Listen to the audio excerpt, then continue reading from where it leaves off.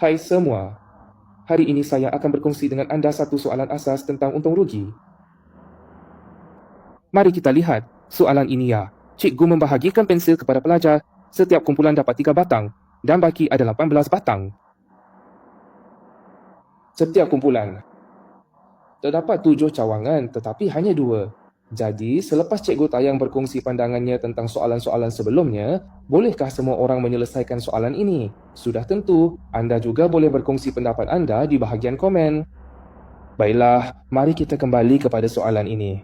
Biasanya, guru mengatakan untuk melukis gambar untuk menggambarkannya sebelum melakukan analisis. Sekarang, mari kita lukiskannya. Setiap kumpulan dibahagikan kepada 3 cawangan. Setiap kumpulan dibahagikan kepada 3 cawangan.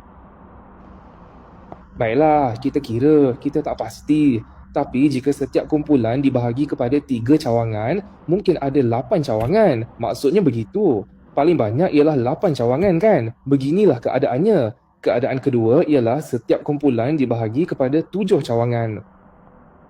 Akhirnya, setiap kumpulan berjaya mendapat 7 cawangan seperti yang telah dirancang. Namun, setelah pembahagian selesai, didapati masih terdapat 2 cawangan yang belum diagihkan kepada mana-mana kumpulan. Okey, mari kita potong 2 bersama-sama. Seterusnya, kami terutamanya akan mengumpulkan mereka di sini. Satu bulatan adalah satu kumpulan, bukan? Sekarang, kita perlu mencari perbandingan. Kami akan menggunakan pemikiran perbandingan. Cikgu Tayang telah berkongsi perkara ini sebelum ini. Jika anda masih ingat, maka soalan ini mudah untuk diselesaikan. Jom kita tengok. Daripada lebih banyak, daripada 18 ini. Tambahan 18 akhirnya menjadi 2 hamster. Berapakah jumlah hamster yang digunakan? Berapa jumlah yang digunakan? 5. Ini adalah 18. Secara keseluruhan, kami menggunakan 2. Sebelum umur 20 tahun. 20 pensang. Apa? Kerana anda perlu berada di sini.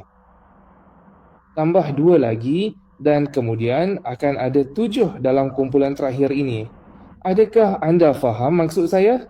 Maksudnya, kumpulan ini sebenarnya 5 tambah 2.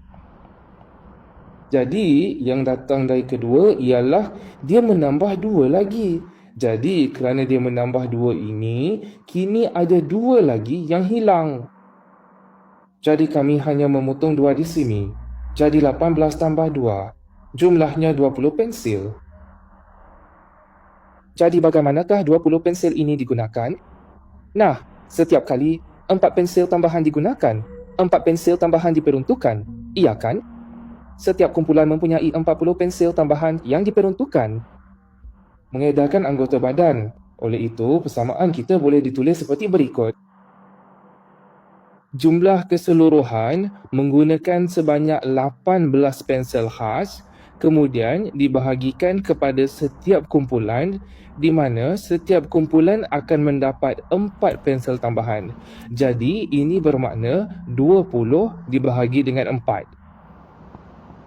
Jadi, maksudnya secara keseluruhan ada 5 kumpulan. Secara keseluruhan ada 5 kumpulan. Jadi, kita boleh cari jawapannya. Ada 5 kumpulan pelajar semuanya. Dah faham ke? Kalau dah, jangan lupa like dan follow Cikgu Suria.